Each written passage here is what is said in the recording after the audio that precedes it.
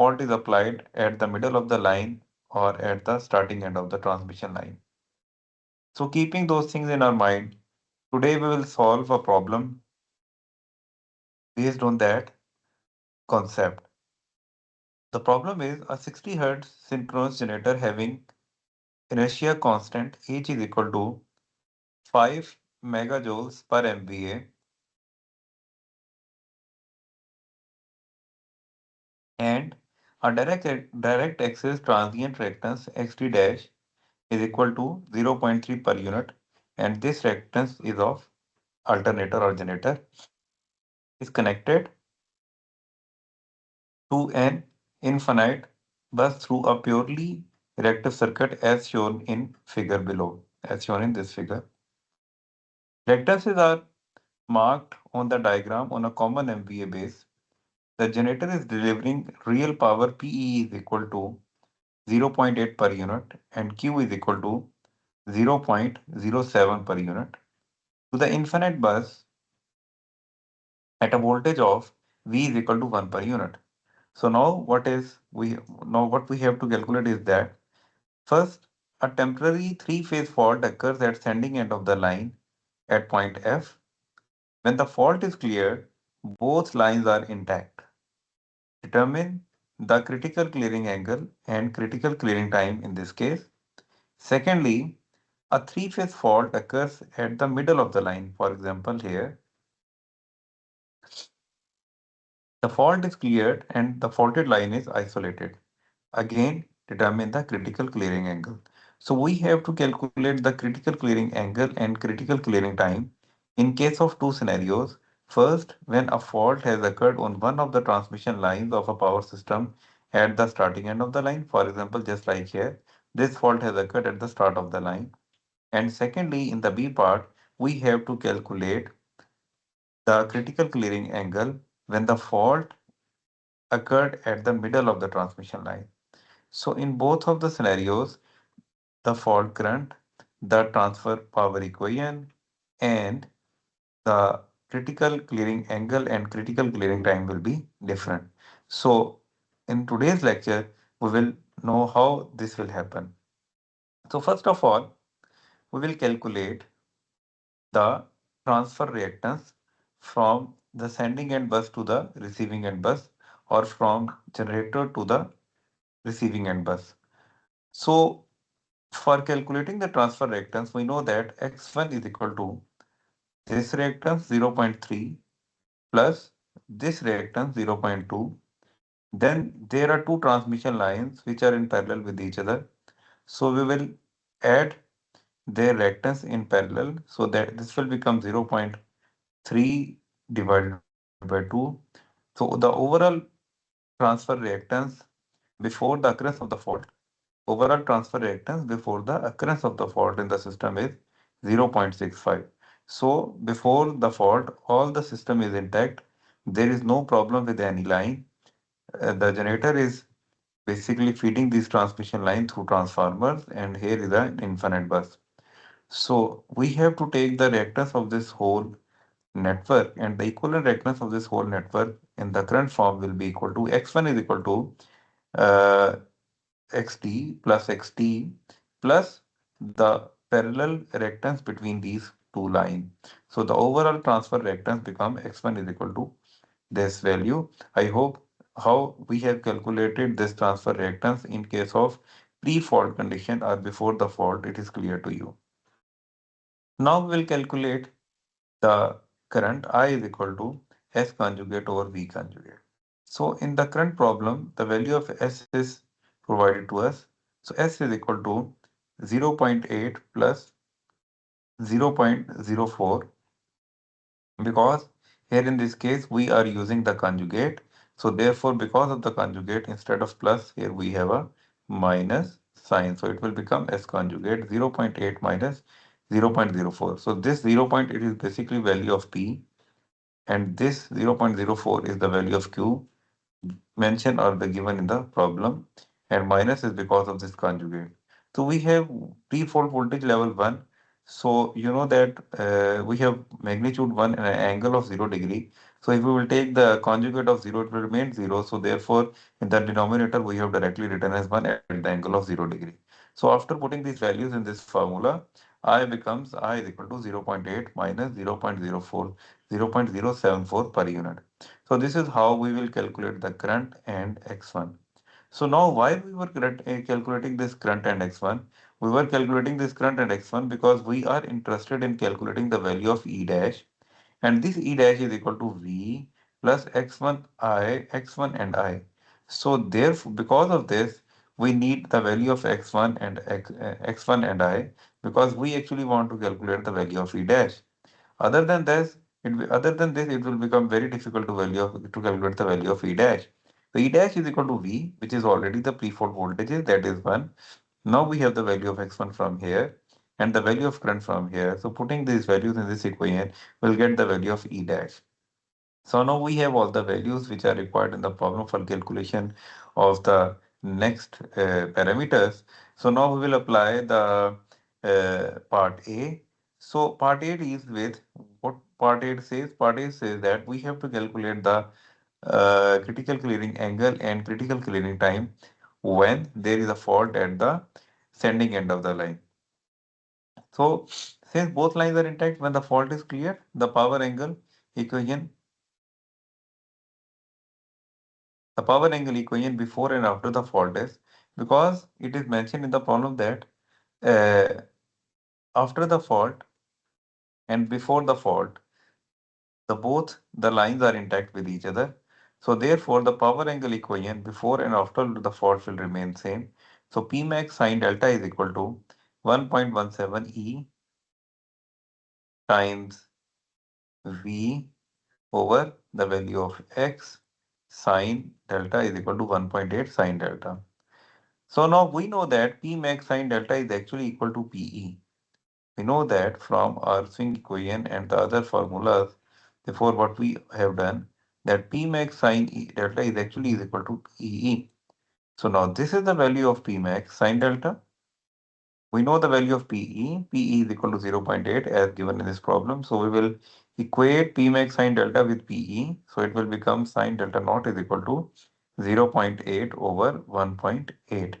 So sine delta naught, P max sine delta is equal to PE at delta naught. And at delta naught, why it is equal to PE? Because it is the starting angle, and at starting point, PM is equal to PE, PM is equal to PE, and our system is basically operating in a steady state condition with a maximum power of P max sine delta. So therefore, uh, instead of writing here delta, we have written delta naught, because this condition occurs when delta is equal to delta naught at the initial operating angle. I hope this point is clear to you as well, why we are using delta naught here, not simple delta here. So from this equation, we can simply calculate the value of delta naught, and which is equal to 26.388 degree, and in radians it has become 0.460555 radians. So this is the value of delta naught, and from from the equations of delta max, as we have done in our previous lectures when we were discussing about the application of three-phase fault and application of sudden input in case of equal area criteria, we determined that delta max is actually equal to pi minus delta naught, and the value of pi is equal to 180 degree.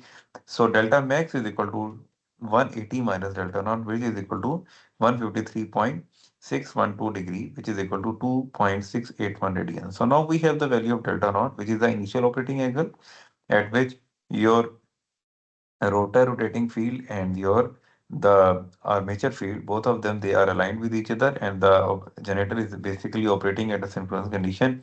So that initial angle is actually equal to 26.388 degree, and the maximum angle of delta that can approach in the case of deceleration area delta max this here, and its value is around 153.61 degree. So now we have this value of the delta, we have this value of delta max, but we don't have this value of the delta, which is the critical clearing angle delta C. So now we want to we want to calculate the value of delta C, which is actually the requirement of the problem. So to finding out the value of delta C, we have a equation when the fault is at the sending end of the line for critical clearing angle, that cos delta C is equal to basically cos delta C is equal to basically PE over 1 minus 1.8.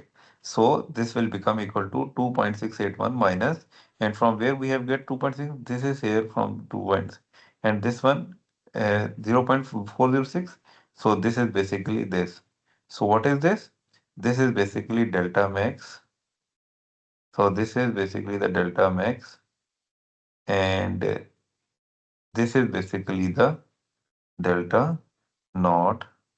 Fine. So here we have the value of PE, and here we have the value of 1.8, which is basically written from here 1.8. You can see that 1.8 is basically P max. Fine. So PE over P max, because we know that PE, the equation is PE is equal to P max sine delta. P over P max is equal to sine delta. And here we have, because we are writing is in called, so it will become delta max minus delta naught. So in terms of this, we have written this equation plus this. So this is the standard equation for calculating the value of critical clearing angle, and you can have this value of the, or you can have this formula of the critical clearing angle from our previous lectures of application of three-phase fault to a power system, and what is the erection of equal area criteria in that case. So using that equation cos delta C, we have the value of delta C is equal to cos inverse 0.0916, which is equal to 84.775 degree. So this is the value of critical clearing angle that we obtained in the part A, and in radian it has become 1.48. So using this value of critical clearing angle, we can calculate the value of critical clearing time. So critical, again, from the our previous lecture of application of three-phase fault for the fault at the sending end of the line, we have determined the formula of critical clearing time is equal to Tc is equal to under root 2h delta C minus delta naught divided by pi f naught APM. So just putting the values in this equation, we know that H is equal to 5 megajoules per MVA given in the problem statement. We have two from here, delta C and delta naught. We have both the value of both delta C and delta naught here. And pi f naught is basically the 60 hertz frequency in case of any American system, and 50 hertz in case of British, Pakistan, and Indian system. So we can write 50 here if we are working in the subcontinent or uh, Britain system. So there we have PM. Again, we know that PM is equal to PE when our system is operating at a asynchronous condition. So PM is equal to PE at that time. So therefore, we can write over here 0.8 instead of PM. So putting all these values in this equation, we will have TC is equal to 0.26 second. So now we have the value of critical clearing angle and we have the value of critical clearing time. So what is the value of critical clearing angle this time? 84.775 degree. So this is the angle. So we can explain this thing with the help of this figure. So this is basically the delta naught. This is the delta naught here, which can be in this case 26 point something angle, which we have determined. Now this is the after at that point we have PM is equal to PE. At this point we have PM is equal to PE, and our system is also working in a synchronous condition. However, there is a sudden disturbance, and because of that sudden disturbance, our system gained acceleration. So our system gained acceleration up to which point? Our system can gain acceleration maximum up to this point. So because of that disturbance or PM1, then that disturbance occur in the form of PM1. This was a disturbance. So because of that disturbance, there is a change in the angle of the rotor of a machine and the synchronously rotating magnetic field. So that change, how much that change in angle occurs? From 26 to 84.77 degree, for instance, in this case. So this 84.77, that change occur. Why we are now saying that this is a critical clearing angle? Because if the change or if there is any disturbance in the system more than the value of PM1 right now at this point, then our area of acceleration, which is now equal, for example, at this point, our area of acceleration A1 is just equal to area of acceleration A2. So if we will further increase the disturbance PM1 to PM1 dash, it will further increase in angle from 84.77 degree to maybe 85 degrees. So if we will further increase this disturbance and resulting in further increase in angle, then the area of acceleration will further increase. Understandable. But in that case, the area of deceleration will try to increase, but suddenly the point, suddenly there comes a point after which the area of acceleration, deceleration again started becoming the area of acceleration, which I explained during the equal area criteria lecture. So for this, how area of acceleration remains equal to area of deceleration, and how should and why should it remains equal with each other, and how area of acceleration deceleration becomes started becoming more than area of acceleration and suddenly it becomes less than the area of acceleration. So these things are explained in the lecture of equal area criteria and its derivation. So this thing will be clear to you. So now this 84.77 angle delta 1 or the delta C is that angle at which your system is just stable. Therefore, it is known as critical clearing angle. So if we will increase our disturbance further more from this point, then our system will become unstable. Therefore, we say it a critical clearing angle. So how much time it gains to system become to achieve a critical clearing angle? So or how much time then we need to basically the reduce the clear that angle, that is known as basically the critical clearing time. So what is the critical clearing? Again it is explained in the application of three-phase fault lecture. So the critical clearing time in this case will be 0.26 second. I hope this part A will be clear to you. Now, in case of part B, which is somewhat tricky, not much, but here there is a need to solve the circuit. So, why not we have solved the circuit in this case in the during the fault condition? Because during the fault condition, when the fault is at sending end of the line, uh, when the fault is at the sending end of the line, the power transfer is equal to zero at that point. So the PE is equal to 0 in that case. So therefore, we never needed uh, to solve the circuit that how much actually power transfer is, uh, how much actually power is transferred to the system or transferred to the bus number 2 or the infinite bus. So in case of fault at the sending end of the line, there is no power transfer to the infinite bus because the fault is on the bus, and at the fault is on the bus. So in this case, the no power is transferred to the infinite bus. Resultantly, there is no need to find out the values of x in case of the fault or x fault.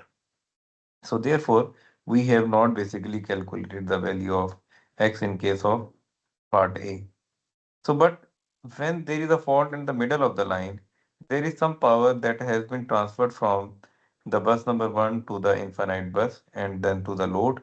So therefore, if there is some power that is transferred from bus number 1 to infinite bus and then to the load, so then if the power is transferred, then we need to calculate the transfer reactance as well.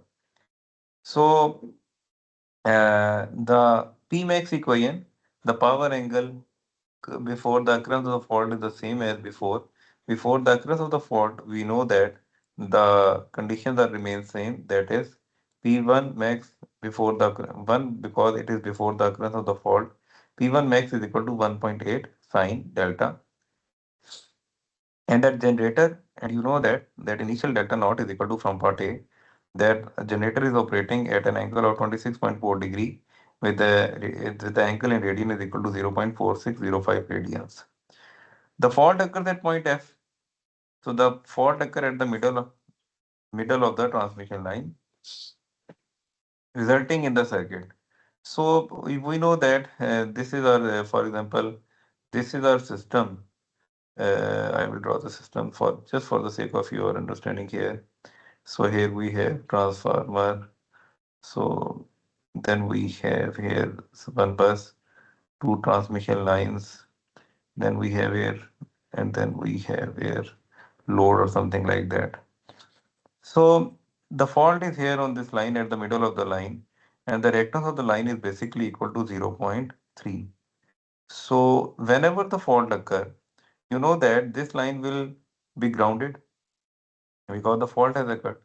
So as soon as this line will be grounded, it will be divided in two parts, just like this. That one part will remain here with the bus, and the other part will be grounded. One part of this line, for example, this is a line. It's one part. The part two is this. Part one is this. So this is the part two of this line, and this is the part one of this line. So as the fault occurs at the middle of the line, so it reactance will be divided towards the ground, and uh, both other ends of the line will be connected to the one end will be connected to the this bus, and the other end will be connected to this bus.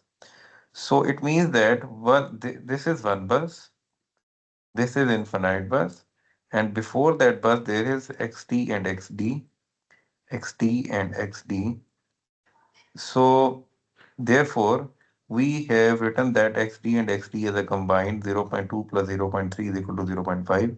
After that, there is a bus, and with the bus, there is one transmission line, which is a healthy transmission line, and there is another transmission line on which the fault has occurred. However, it is grounded, and but it is connected with the same bus. Therefore, we are representing it with the same bus, but it is grounded from that bus to the ground. So therefore, its reactance is divided in two parts. One is from 0.15 and the other part becomes 0.15. So this will be the equivalent circuit after the fault occurs on the middle of the line. So now we have to calculate the power transfer reactance. And the transfer reactance is basically from, because the power is to transfer from here to here. And the interesting thing is that in this case, there will be no power transfer from on this line. No power transfer on this line. Why? Because it is now grounded. And if there will be any power transfer from here to here, it will simply go into the ground side. So it is not possible that the power can be transferred from this line. So the only power that can be transferred, that is from the healthy line and from this line. However, because this reactance, which is now grounded at the 0.15, it is basically now connected with the same bus as with this line, that healthy line. So because this line and this reactance, which is now grounded, both are connected to the same bus. Therefore, we need to solve the reactance diagram, or we need to find out the reactance in which we have the information of this reactance, this line and this reactance. So now I hope you understand what I am saying is that now we have to calculate the reactance, the transfer reactance, which is from here to here. And this reactance is basically from, now the power has transferred from here to here, but in transferring or transmitting the power from here to here, we need to find out the reactance. One is this, the other one is this. Then there is a bus, and bus has another reactance which it has connected reactance, but that is ground. So we have to consider the effect of that reactance in that line, in this line as well. So now, if we have to do it, now I'm raising here. So if we have to do it, students, then what we do is that we have to solve this circuit. How we can solve this circuit? How we can solve this circuit? We can solve this circuit simply just here. Will it will become a Y circuit. How it has become Y? I'm now explain to you how it has become Y. Just a minute. Just let me erase it.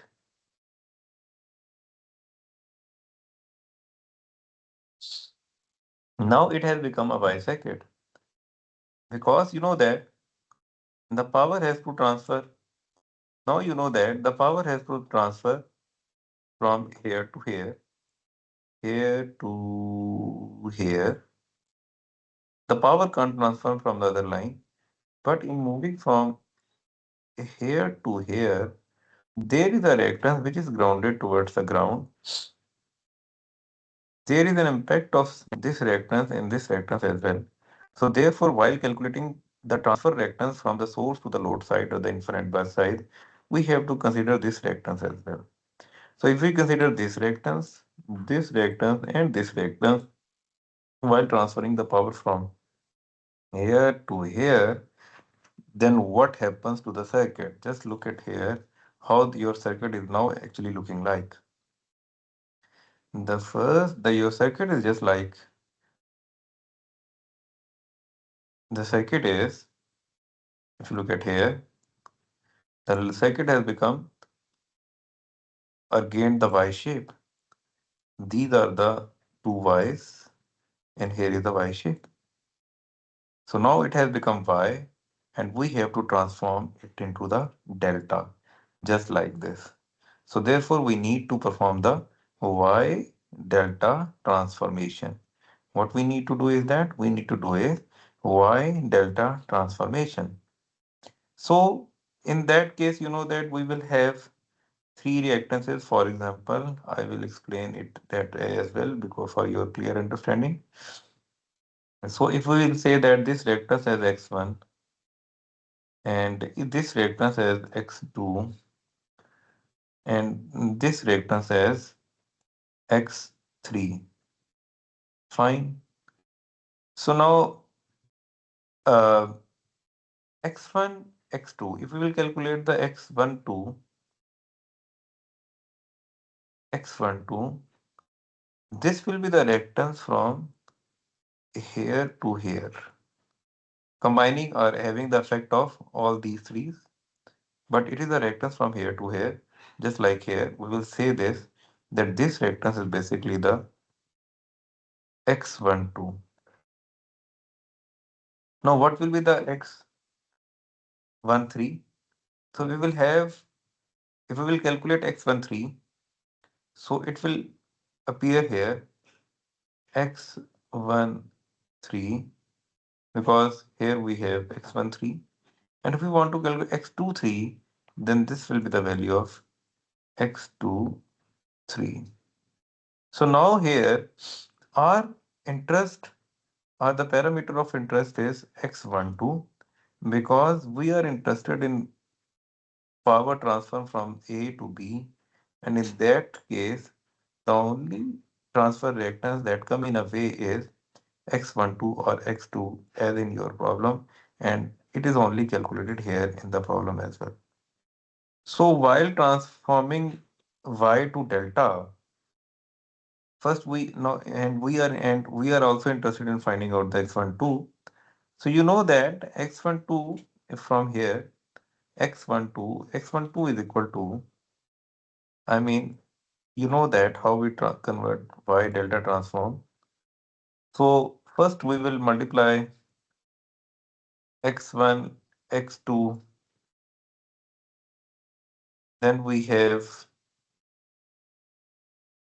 plus x1, x3, plus we have x2, x3 in the numerator. Each reactance will be multiplied by the other one. And in the denominator, which is important, is that in the denominator we will put x3. And why we do is that because you know that if we are calculating the reactance or the transfer reactance for x12, I mean for 1 and 2, then the reactance opposite to them will become in the will appear in the denominator. Similarly, when we will calculate x1, 3, at that time x2 will be in the denominator. And similarly, when we will calculate x2, 3, then x1 will be in the denominator. So I hope the rest of these things will remain almost the same. It will not impact these. However, your denominator will change in each case. So I am only calculating here x12 and you can calculate x13 and x23. So using this formula x12, Putting these values here, x1, 2, you know that x1 and 2, now here x1, here 0.15 in the denominator. Putting these values here, and we have the value of x12, which is equal to 1.8 per unit. And similarly, you can find out the x13 here and x23, and using those formula, we get the value of x13 and x23 is equal to 0.9 and 0.54. So because we are only interested in x12, so therefore we use these value for calculating the x2. Now we will again use during the fault. We know that before the fault we had a equation of P1 max sine delta, and after that during the fault we have equation P2 max sine delta is equal to 1.17, which is E. V is 1.0, and the transfer reactance, which was before 0.65, now it has been changed to 1.8. Sine delta is equal to 0.65 delta, 0.6 sine delta. When the fault is cleared, and as mentioned in the problem, the faulted line is isolated. In the last, part, in the part A, after the fault, both the lines were impacted. So before the fault and after the fault, scenario remains the same. However, in case of three-phase fault in the middle of the line in part B, before the fault, there was two lines, those were intact. During the fault, the scenario become different, and the fault occur in the middle of the one of the line, and the transfer reactor stages. And after the fault, they are saying that the one of the line is basically isolated, and the system is now transferring the power with only one transmission line. So after the fault is clear, the line is isolated. Therefore, our transfer reactance changes. Now, before the fault, because we know that the transfer reactance was 0.3 divided by 2 because of the two parallel lines. Now, one parallel line is not there, it has been isolated. So, we cannot divide now 0.3 by 2. We will only left with 0.3, and the overall transfer reactance becomes 0.8. So it means that the transfer reactance of the system increases with one line, and it decreases. We have two lines or the more than two lines in the system, because of the parallel line, the transfer reactance decreases. And so now using this transfer equation or the transfer reactance, we will calculate the P3 max, which is the power angle curve after the occurrence after the fault, which is equal to 1.17 times 1.0 and 0.8 from this. So after the P3 becomes 1.64625 delta.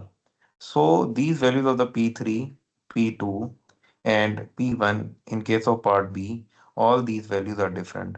As all these values are different, if we plot them on the delta versus PE curve, we will get different curves for each formula or for each equation.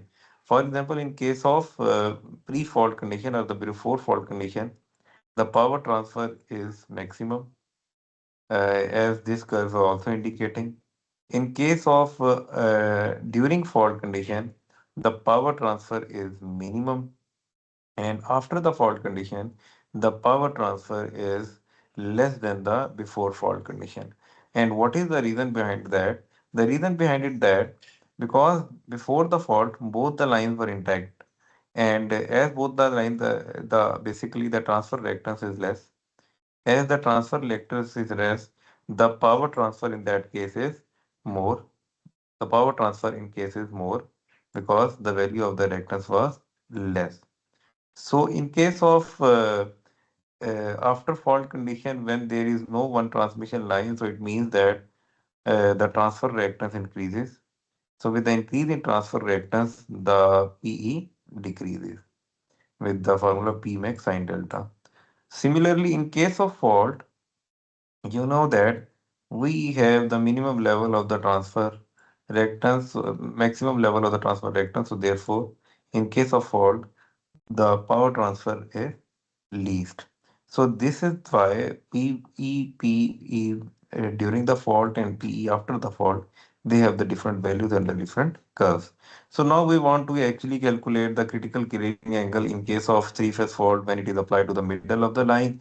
So similarly, we will calculate the delta max. Delta max is equal to pi minus sine inverse 0.8 over and 0.8 we will have from here and the power value. So 1.4625, which is equal to So then we have 146.3838 degree, which is 2.468 radian. So delta max is equal to A. From equation, we know that in case of application of three-phase fault at the middle of the line, the critical clearing angle is different. The equation to calculate the critical clearing angle is different as compared to when the fault is at the sending end of the line. So now we are using the different equation for calculating the critical clearing angle in case of the fault when it is at the middle of the line. And again, this thing can be clear to you from my previous lecture of application of three-phase fault to a power system in case of sending a line and in case of middle of the line. So we have basically derived and explained these equations there and why this equation has become just like this in case of three-phase fault at the middle of the line and why it is uh, why it is just like this in case of as sending end fault. So we will use this equation, and having this equation we can actually calculate the value of square delta C, and from that cos delta C we have the value of delta C is equal to 98.834 degrees. So now we have calculated the critical clearing angle in case of three-phase fault at the middle of the line, which was the requirement of the part B. Now look at here, the critical clearing angle in case of application of three-phase fault, when the fault is applied at the middle of the line, its value is more as compared to the critical clearing angle, which is 84.775 degree is which is the critical clearing angle is greater or more in case of the fault at the middle of the line as compared to the when it is at the starting end of the line. So why this is so? This is so because when the fault is applied at the starting end of the line, I mean just like this, and it means that the fault is almost at the bus or the starting. So we have P is equal to E V over X. So the power transfer is equal to almost zero. So the power transfer is almost equal to zero. It means that it is the most various fault. So as it is the most as the bus faults are most various fault, so in that case the critical clearing angle is less and the system operator has less have a small window to basically stabilize the system, or system will have less inertia. Similarly, when we have a fault at the middle of the line, so the system operator will have a bigger window or a larger window, or the system will have more inertia uh, for having the system to be stable again. So I hope this thing is clear to you that which type of a fault or at which position of the at which location of a power system it will impact the power system, and how it changes the critical clearing angle and critical clearing of the time of the system as well. I hope this lecture is clear to you and this problem as well. If you have any problem regarding this lecture or the solution of this problem, you can contact to me or write your comments in the comment section of this lecture. Thank you very much, students.